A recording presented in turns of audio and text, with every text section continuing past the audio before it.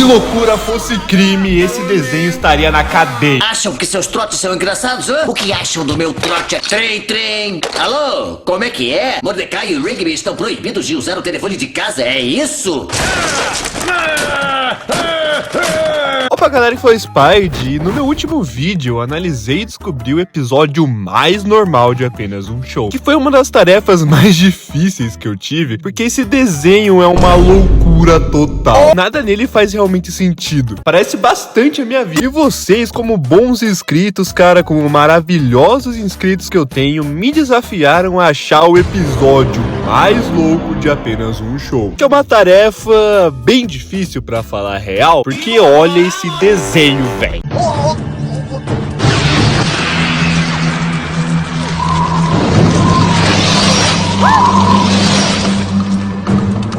Mas falando sério, eu amo demais esse desenho, ele é com certeza uma das melhores animações da história da Cartoon Network e marcou diversas gerações, cara, inclusive a minha. Sério, me marcou mesmo, que em certos momentos eu acho que me traumatizou. Mas hoje vamos tentar descobrir qual é o episódio mais louco de Apenas um Show, então vamos separar esse desenho por temporadas, exatamente, descobrir o episódio mais bizarro de cada temporada e comparar um com o outro no final pra ver qual é o episódio mais bizarro de Apenas um Show. Então já se prepara pra uma lista altamente maluca e louca. E se você realmente gosta de Apenas um Show, cara, e quer saber de tudo sobre essa obra de arte, cara, já vai deixando o seu like e se inscrevendo, meu camarada. E vamos que vamos nos aventurar nas insanidades desse show que não foi apenas um. Temporada 1, A Força. Bom, essa temporada foi realmente difícil de escolher o episódio mais louco, cara, porque ela já começou de uma forma totalmente sinistra. Como no episódio dos trotes, cara, onde a nossa dupla dinâmica é teleportada para os anos 80, por um telefone mágico, maluco ali, e o bolo de graça, mano, onde eles atrapalham o ritual do saltitão só por causa de um bolo de chocolate e dão ele para aqueles bebês gigantes, velho, tá ligado? Mano, essa temporada já nos mostrou o quão louco realmente seria esse desenho, totalmente maluco. E bem, o episódio começa bem de boinha, bem tranquilinho, com a nossa dupla dinâmica lutando ali contra um boneco chamado Bife Burrito. E eles acidentalmente abrem um buraco na parede. Você quer que a gente te machuque? Acho que ele quer que eu machuque ele. Acho que ele quer que você machuque ele. Você acha que ele quer que eu machuque ele? Sim, acho!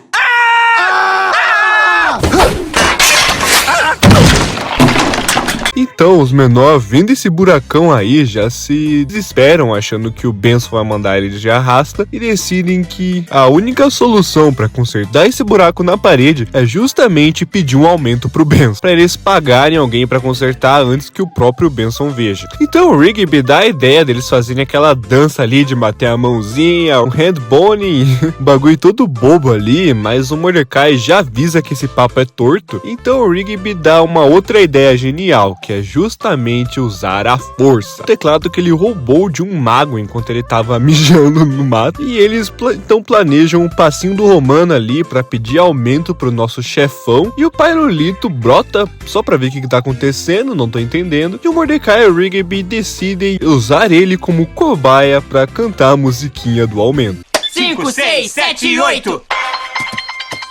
Queremos aumento, otário. E então, impressionantemente funciona, cara. E o Pairolito dá 2 pirulitos pra eles, como se fosse dinheiro ali. Então os manos correm pra testar isso aí com o Benson. E cantam isso pro Benson, né? Queremos aumento, otário. E dá certo, mano. Eles mandam na cara do coroa que quer aumento, otário. E ele dá dinheiro ali pra eles, velho. Que isso, mano. Então eles percebem que tem algum bagulho errado. E é aí que o episódio realmente começa a ficar maluco. Porque esse tecladinho aí é mágico e eles usam e abusam desse teclado. Então o Saltitão surge ali sabendo que os moleques já estão no erro e eles decidem usar a lavragem cerebral no Big Salt. E digamos aí que não deu muito certo, né, velho? Cai fora, Saltitão, tá na hora de ir, bobão. Tá na hora de sair do meio da rua. É, Saltitão, tá na hora de você ir lá para a lua. E sim, os cabras mandaram o Saltitão pra lua. E quando eles explicam isso pro Benson e pro Pyrolito, os dois acabam não acreditando muito ali, suspeitando. Então eles decidem provar pro Benson e pro Pyrolito que o bagulho é real. E cantam uma musiquinha pra eles ali do vamos para a lua, oh, oh, leva a gente para a lua. E eles são teleportados pra lua, que tá cheia de bagulho nada a ver, cara, com um mostrão gigante que o Rig me mandou pra lua enquanto esperava os manos se arrumarem. E nisso, com o mostrão ali atacando todo mundo, cara, a pilha do teclado do Rigby simplesmente acaba. E o Rigby toma uma decisão altamente irresponsável, como sempre, e vai correndo no pé do bicho, fazer aquela dança do tapinha doido, tá ligado? Se bater no handbone, dando tempo suficiente pro Saltitão se soltar do bicho e os manos saírem correndo dali. Então o Saltitão já pega o fio do carrinho, enfia no teclado e faz ele voltar a funcionar. E a cambada canta pra voltar pra casa. Eles voltam quebrando toda a parede do quarto do Mordecai e do Rigby. E o Benson já pega o dinheiro de volta e falem pra eles arrumarem a bagunça, senão estão despedidos. O buraco continua aí. Você acha que o Benson notou? Agora não vai notar. Cara, você é um gênio! E mano, véis, esse episódio é bem louco pra falar real. Tem um teclado mágico que realiza desejos e muda o espaço-tempo, véi. Uma viagem pra lua, um monstro gigante. Cara, esse desenho começou de uma forma muito louca, esse desenho maluco. Transição pra segunda temporada. Temporada 2, Dia de Reconhecimento. Bom, esse episódio começa com geral feliz ali, porque os funcionários estão recebendo as suas plaquinhas de reconhecimento. Todo mundo ganhando uma placa, sendo reconhecido pela sua alta dedicação no parque. Menos o Mordecai e o Rigby, né? Lógico. Até o Musculoso e o Fantasmão ganharam. E eles vão lá perguntar pro Benson o porquê disso, né? Deles não ganhar. E o Benson fala na cara deles que não valoriza ele, dizendo que tudo que acontece no parque ele anota no sagrado livro de registros do parque, e nesse livro só tem anotado o quanto esses dois são preguiçosos e desleixados. E como sempre, né, a nossa dupla maravilha não aceita ficar de fora e resolvem que dessa vez eles vão trabalhar duro de verdade e ganhar a placa. Só que, bom, vocês já sabem o que realmente acontece, né? Vocês sabem como esses dois malucos funcionam. Só conseguem se enrolar e fazer mais besteiras na frente do Ben. Mas é aí que vem a grande jogada, o nosso papinho torto. De madrugada, os dois invadem o escritório do Benson e decidem mudar o que está escrito no livro de registros do parque e dão aquela pequena modificada no registro deles, transformando aquelas marcações horrorosas que os dois têm para feitos completamente da hora. Como fazer o café da manhã todo dia, serem esforçados e, véi, como toda mentira, ela tem perna curta, né, mano? E é claro que a ideia era só aliviar a barra dos dois, mas meio que as coisas saem do controle muito rápido ali, com eles inventando histórias sobre o quão bons funcionários são. Teve uma nevasca, o Saltitão quebrou a perna, mas não teve problema, porque o Mordecai e o Rigby levaram ele pro hospital. Mas eles foram atacados de repente por uma bola de neve, um monstro de gelo. Ele tinha uns 6 metros de altura com...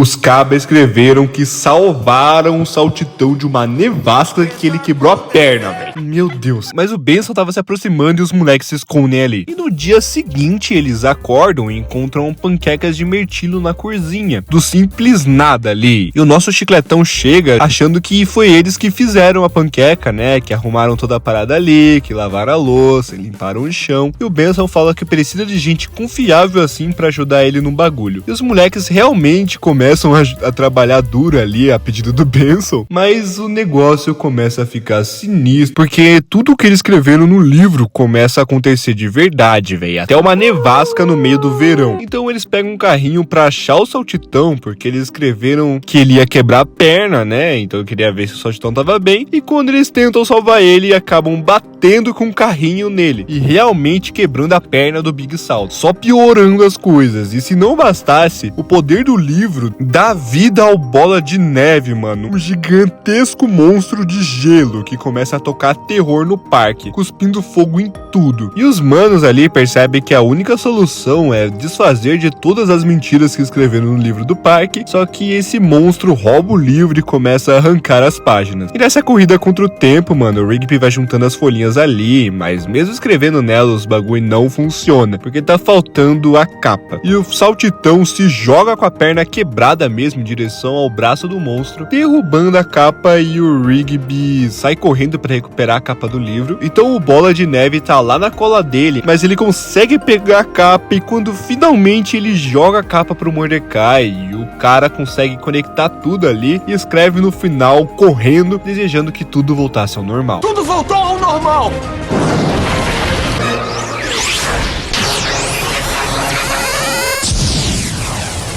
E bom, né, mano? É um episódio que tem um livro que altera a realidade do futuro, um monstro de gelo gigante, com o Saltitão quebrando a perna e tudo mais. E eu acho que ele merecia estar nos tops mais loucos, né? Transição para a temporada 3. Temporada 3, Regras da Casa.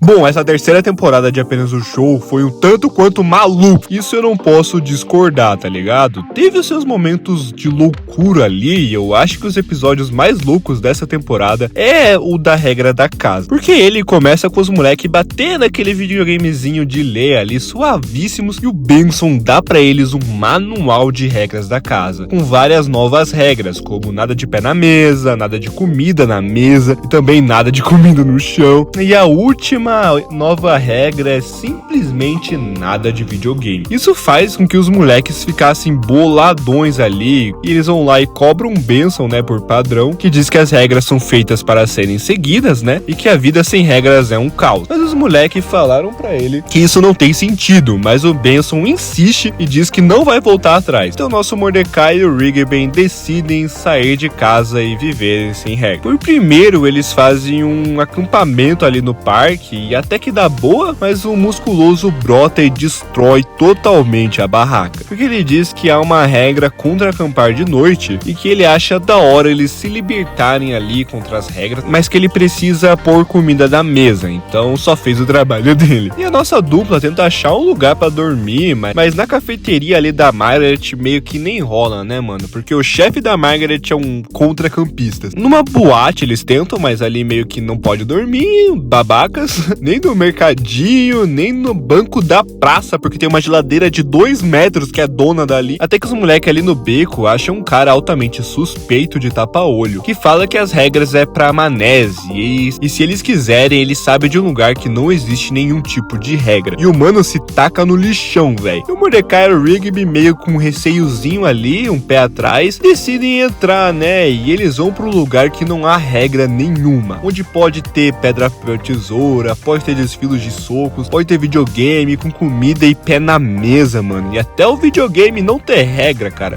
Pode ter 3 jogadores nele. Pode atender.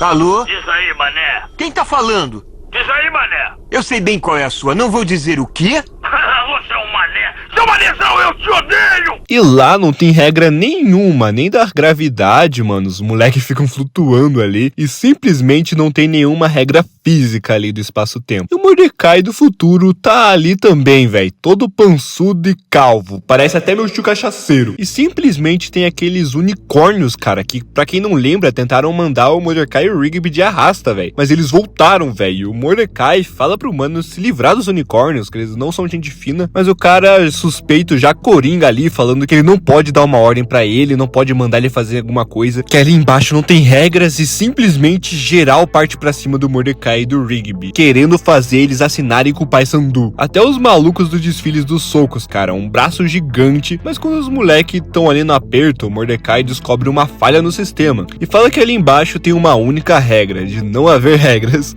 E o mano do tapa-olho já lança que não existe nenhuma regra sobre não ter regras. E era isso que o Mordecai precisava ouvir, cara. O Mordecai usufruiu desse erro e começa a colocar regras lá embaixo, mano. O cara é genial, velho. E vai botando regra de sem unicórnio, sem pedra, papel, tesoura, nada de socos, nada de trotes, e eles golpeiam o maluco e pede pra tirarem eles dali. E quando o moleque fala que não vai fazer nada, o Mordecai ameaça ele, mano, falando que vai acertar o único olho dele que funciona com um laser. Então ele libera os moleques, que voltam pra casa e concordam com todas as regras do Benson, ou até que nem todas. Tá faltando uma regra. Alguém rasgou. Que doideira. Qual será, hein? Eu posso jogar videogames sozinho. Nada de videogames. Transição para a 4ª temporada. Temporada 4, saída 9B. Bom, esse episódio é sinistro, velho. Ele começa no primeiro dia de estágio do nosso novo estagiário do parque, que é o Thomas, que chega lá procurando pelos moleques, né? Mas simplesmente eles aparecem fugindo de um mano que parece o John Wick, tá ligado? E o Thomas se esconde, enquanto o mano acerta geral ali, cara, vai derrubando um por um. E o Mordecai e o Rigby acionam um bagulho que parece aquela máquina do tempo, tá ligado? Que faz voltar pro passado e escrever tudo de novo. E o cara derrota geral ali, simplesmente destrói o parque.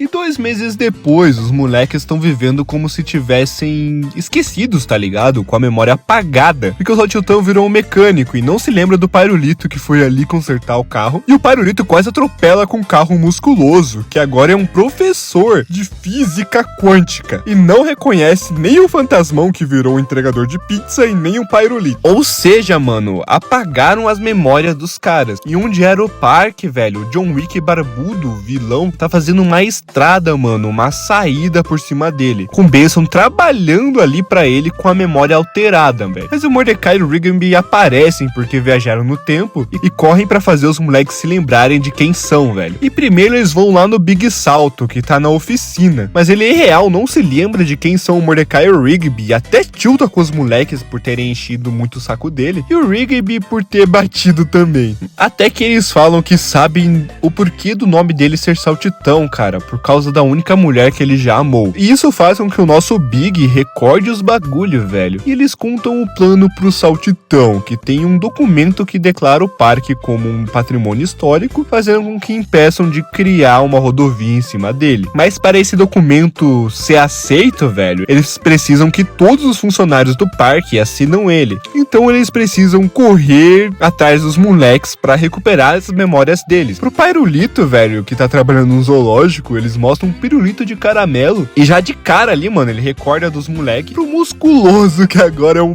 professor de física quântica que tá dando aula ali. Os moleques fazem uma coisa genial, velho. C é igual a 8. Alguma dúvida? Você aí em cima. Oi, a gente só quer saber, quem mais é C igual a 8? Bom, na verdade eu sei. É a minha mãe. E pro fantasmão, que é o entregador, eles só lançam um bate aqui nele e ele volta a lembrar de tudo. Então só falta o Benson, mano, que precisa assinar o termo. Mas ele fica colado com um cara barbudo. Então eles vão lá na saída 9B, né, pra tentar fazer o Benson se lembrar. E simplesmente o Benson aparece e captura eles, porque meio que ele não lembra dos bagulho, né, e ele trabalha pro vilão. E prendem a rapaziada ali no cimento, bem no meio da rodovia. E até que um John Wick barbudo, mano, ele revela sua verdadeira identidade. Ele é filho daquele mano da cabeça gigante, cara, que explodiu, lembra dele? É o filho dele, mano, que veio buscar a vingança do Mordecai e do Rigby por terem explodido o pai dele. E ele tá fazendo uma passagem pro centro da Terra, com uma autoestrada que vai trazer de volta todos os moleques que os manos destruíram. Todos os vilões vão voltar. Olha esse bagulho, cara.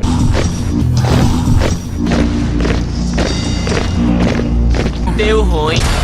Mas relaxa que eles não estão sozinhos. A força extra chegou. A gente tem que enfrentar eles lutando. Eu não vou entregar de bandeja tudo que eu amo pra uma cabeça flutuante que quer nos dar o troco. Hoje a gente luta. A gente luta pelo parque. Isso! Vamos encarar?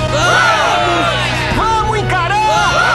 Então, começa uma das cenas mais lindas, mais Vingadores Guerra Infinita. Essa cena é melhor que o Ultimato, com certeza. Mano, tem uma batalha absurda contra os zumbis, os loiros, o cervo, o Mano TV, os caras das regras, velho. Tem geral ali que já apareceu nos outros episódios, cara. Tá cheio de referência, é um prato cheio de referência, mano. E se liga nessa guerra de titãs, cara, que insano. E os manos tentam fazer o Ben se lembrar de quem era, do jeito mais Mordecai e Rigby possível. A gente tava rodopiando. Rápido, cara.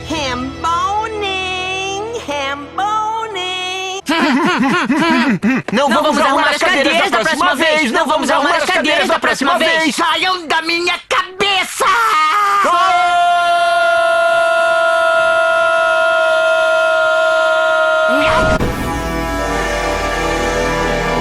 Mas os moleques esqueceram de um funcionário, mano. O Thomas, velho, que começou a trabalhar naquele mesmo dia. Então o cabeçudo ameaça mandar o Thomas de bebe, ao menos que o Mordecai entregue o documento. E o Mordecai vai lá entregar o documento, né, desistindo do bagulho. E o Thomas até tenta dar uma garrafada de café no mano, mas ele é chutado pra fora da rodovia. Mas no entanto, o Benson consegue descer e salvar o Thomas, enquanto o Mordecai e o Rigby revelam que fizeram uma mudança de última hora na pasta dos documentos. Isso significa que o Thomas pode assinar o documento e salvar todo o parque, mano, e no último minuto, velho, enviando assim todos os revividos vilões pra onde eles vieram, numa explosão absurda, fazendo o parque voltar ao normal, velho. E o Thomas manda o papo reto sobre o seu novo emprego, cara, que o emprego é muito massa, só não é melhor do que deixar o like e clicar pra se inscrever aqui no canal, pra você não ficar de fora sobre tudo de apenas um show. Mano, por favor, já deixa seu like e se inscreve aí, rapidinho, 5 segundinhos, que a gente já vai pra próxima temporada. Deixa o like e se inscreve. Valeu, pessoal. Esse tipo de coisa sempre acontece.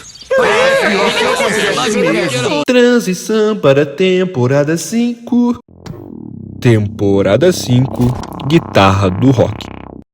O episódio começa com o Mordecai e o Rigby junto com o Benson, deixando umas caixas na mansão do Sr. Mellor, que tá fora de casa, né, mano? E os nossos manos já ficam xeretando os bagulho do velho rico, né? Mas o Benson já dá o papo pra eles pararem de mexer nas coisas do Mellor e deixar a caixa lá em cima pra eles irem embora logo sem destruir a casa. Mas meio que o próprio Benson que vai xeretar e viu uma guitarra autografada por um roqueiro que o Benson gostava muito quando tava ali na adolescência. E o Benson pega a guitarra e finge que tá no chão ali e acaba quebrando a guitarra. E o Mordecai e o Rigby vendo o bagulho, cara, eles decidem ajudar o Benson. E dá pra ver, cara, só nesse momento como eles amadureceram com o passar da série, né, mano? Se fosse na primeira temporada, o Mordecai e o Rigby iam ficar zoando da cara do Benson, com certeza. Mas bem, né, o Mordecai fala que consegue arrumar uma outra guitarra autografada pelo maluco e troca ela de lugar com a que tá quebrada. E o Mellor nem vai perceber e não vai demitir o Benson. Então os moleques partem pra conseguir uma guitarra autografada desse roqueiro. E eles veem na internet, mano, que vai ter um show do roqueirão ali, mano, na própria cidade, no mesmo dia. E eles têm a ideia de ir lá, né, pro moleque autografar a guitarra, mas meio que os ingressos esgotaram, velho. Então eles chamam o único mano que pode ajudar. Aquele que sempre conhece alguém.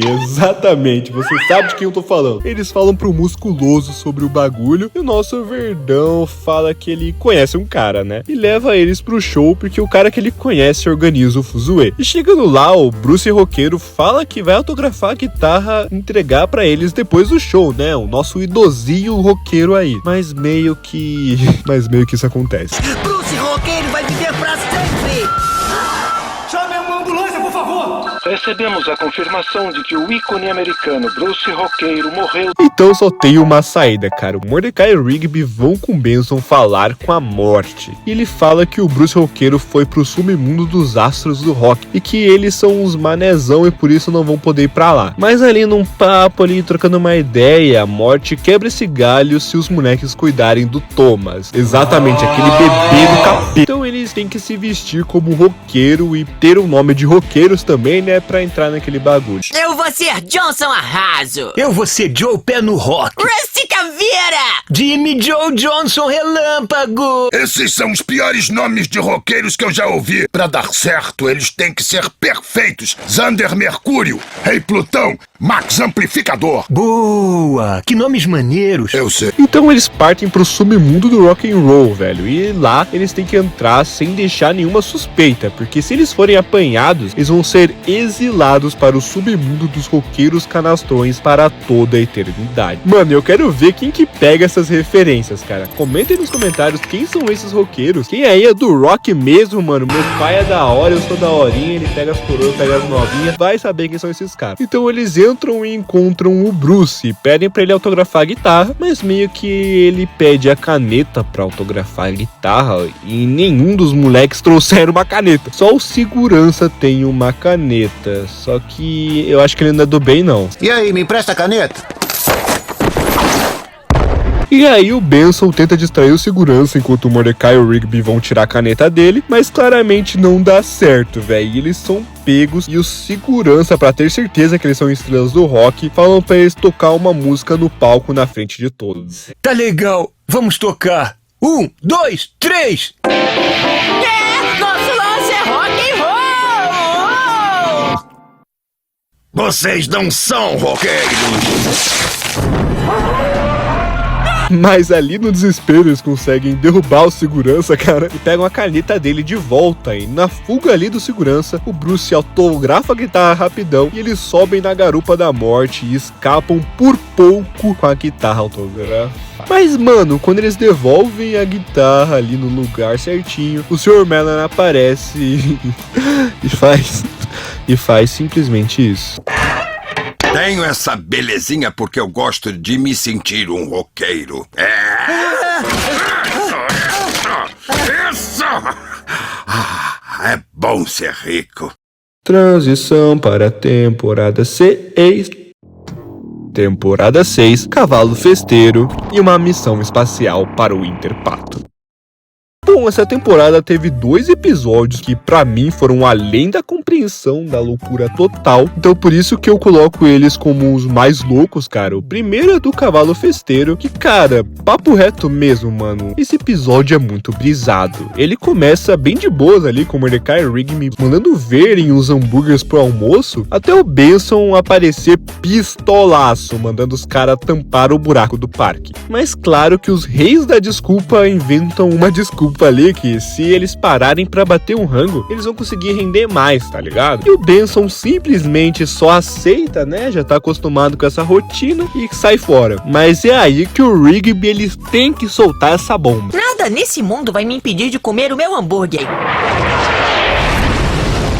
Ah, não, agora o buraco ficou mais... Então os moleques vão aí conferir o bagulho ali que tá explodido e simplesmente encontram uma espaçonave toda futurista. E quando essa espaçonave abre, adivinha o que sai dela? Um ET? Um Omnitrix?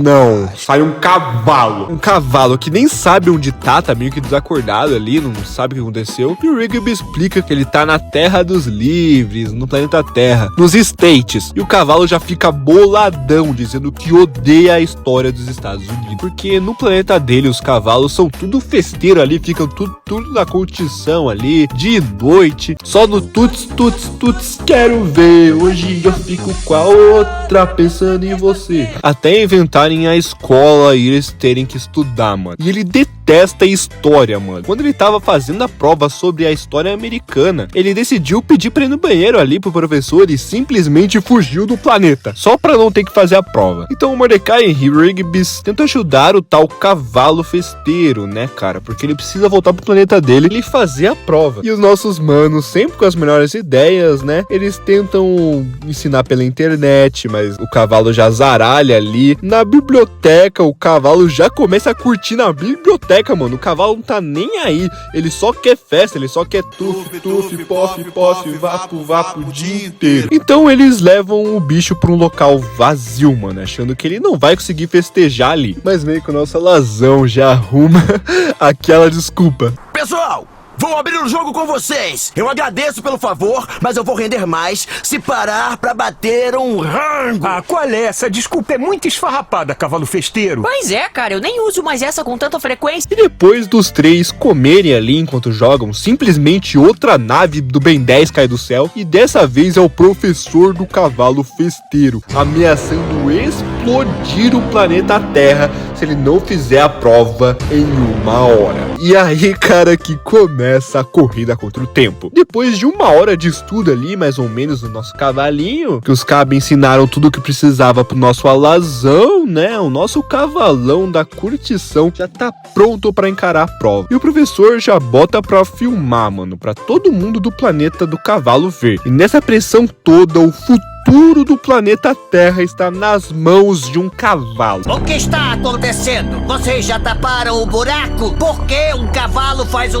Escuta, Benson, a gente não dá uma boa desculpa quando deixa de fazer as coisas, mas agora nós temos uma boa desculpa. Olha aquele cavalo ali. Ele caiu do céu e tem que passar no teste de história americana, senão a Terra vai explodir. O quê? Mano, essa cena é icônica, velho. É tipo uma das melhores cenas do show, cara. Papo reto. Pra mim essa cena é genial, mano. Tem que estampar num quadro essa cena, que maravilha. Mas é claro que como nada pode ser fácil, né, a ponta do lápis do cavalo já quebra ali na hora H e o diretor da nave, já achando que ganhou ali, começa a dar uma risada, mas o Rigby, ele se torna o nosso herói e corre pra apontar o lápis do nosso cavalinho, enquanto desvia do chefão cavalão, que tenta barrar o caminho. No final, o cavalo festeira manda ver na prova, mano, e faz um discurso todo emocionado sobre festa, sobre a história americana, pedindo desculpas, né, que ele pode ter falhado, mas ele tentou, ele estudou, ele batalhou, e o Mordecai e Rigby não merecem sofrer por causa dele, dizendo que ele deu o seu máximo ali, pede 1 milhão de desculpas ali, implora pro chefão não explodir o planeta Terra, e o chefão, comovido ali, até aceita não explodir a Terra, independente da nota do nosso cavalo. Mas adivinha, mano, quando o professor vai olhar a prova, adivinha o que acontece? O cavalo festeiro deu um migué, cara, engana o diretor ali, que fica todo boladão e foge da espaçonave ali, e a Terra é salva mais uma vez pelo cavalo festeiro. Tudo quero ver. Tá doido? Ninguém corta a onda do cavalo festeiro! Não tem pra ninguém. Cavalo festeiro partiu!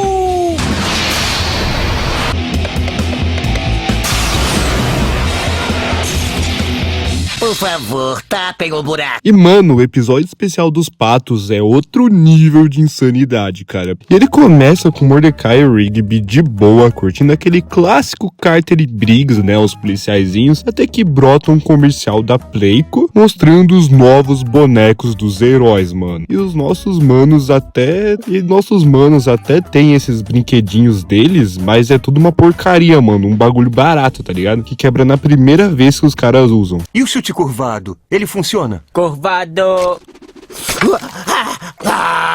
Vocês estragaram minha sopa de tomate com seus brinquedinhos ridículos. Brinquedos não, itens de colecionador. Até que o Pirulito aparece correndo, mano, chorando, falando que foi atacado por uma criatura pré-histórica. E o Mordecai e Rigby logo pensam que tem um dinossauro no parque, né, velho? Mas quando os cabas vão investigar, eles encontram uma ema gigante, velho. Que na verdade é um casuar, eu não sei se é assim que fala essa merda, mas é a ave mais perigosa e agressiva do mundo, velho. Então o Benson manda o Mordecai e Rigby se livrar dessa criatura, ou estão despedidos. E lá vai a nossa dupla dinâmica tentar afugentar o bicho ali, tirar ele do parque, mas é claro que os caba não conseguem, né? Porque olha que bicho tenebroso, velho. Cara, tá funcionando!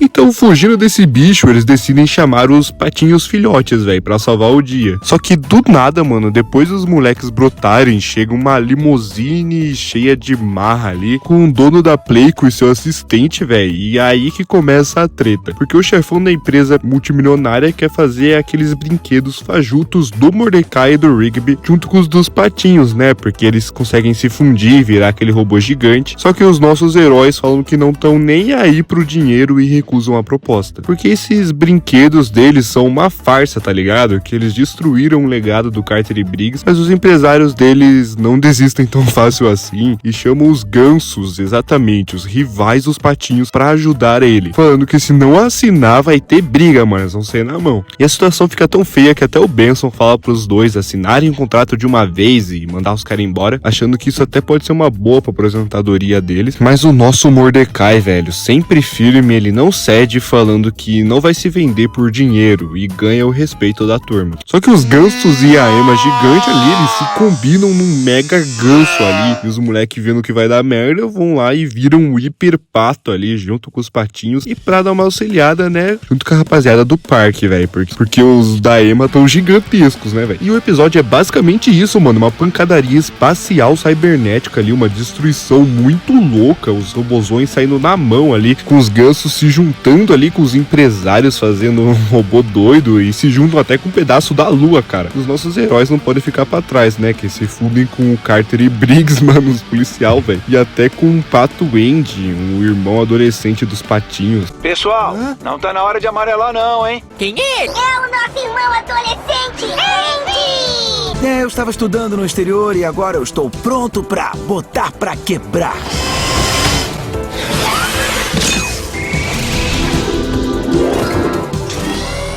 Hiperpato Supremo, Fúria, Alá.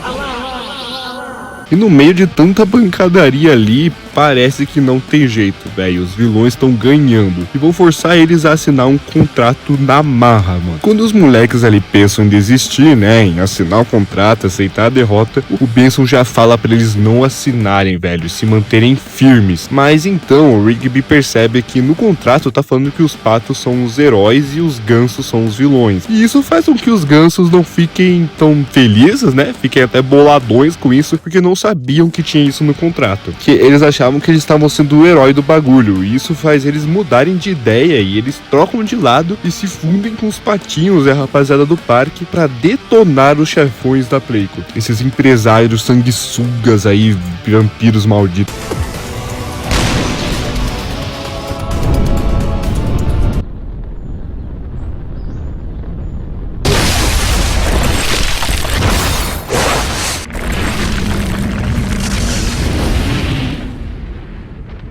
Mano, os caras explodiram a Terra, velho. Mano, olha que episódio louco, velho. Os caras quebram a lua, explodem a Terra. Meu Deus do céu, velho. E depois de toda essa destruição, a galera do parque tá de boa ali, como se nada tivesse acontecido, nada tivesse rolado. O Carter e Briggs finalmente se livram desse contrato com a Playco. E os patinhos e os gansos, até que, mesmo sendo inimigos mortais, eles se entendem ali. E o Andy, né, o irmão adolescente perdido dos patinhos, vai num date da Europa, mete o pé dali. Mas calma aí que os empresários ainda não foram de bebes, ainda estão vivos ali, como os últimos suspiros, convidam a turma pra fazer um videogame deles. E claro, mano, videogames eles aceitam, né? Porque não existe videogame ruim. Sem bonecos, tudo bem. Mas vocês já consideraram videogames? Claro, por que não? É, pode crer. Com certeza. Não existe um videogame ruim. Transição para a temporada 7. Temporada 7, o sintetizador do Gary. Então, galera, se prepara porque esse episódio do sintetizador do Gary, de apenas um show, é um daqueles rolês muito louco, cara, tipo nível interestelar e tudo mais, velho. O nosso Big Salto, ele tá bem de boa ali, tá só na vibe de limpar a garagem, mas adivinha, o Mordecai e o Rigby, sendo o Mordecai e o Rigby, decidem mexer num sintetizador que claramente diz não toque, e os moleques, né, começam a embaralhar tudo ali, e é aí que o caos começa. Porque esse sintetizador é nada mais nada menos que o do Gary, mano, um dos parceiros do Saltitão. E de repente aparecem os Guardiões da Juventude em um carro todo destruído, dizendo que o Gary simplesmente sumiu no espaço e a culpa é toda da nossa dupla da zoeira, mano. E aí que a parada fica louca, velho, porque aquele bagulho que os Mordecai estavam mexendo ali era o sintetizador do Gary, é tipo a alma dele, tá ligado? É a coisa que ele faz ele se materializar, que faz ele ter uma forma física, e se deixar tudo bagunçado, dá ruim.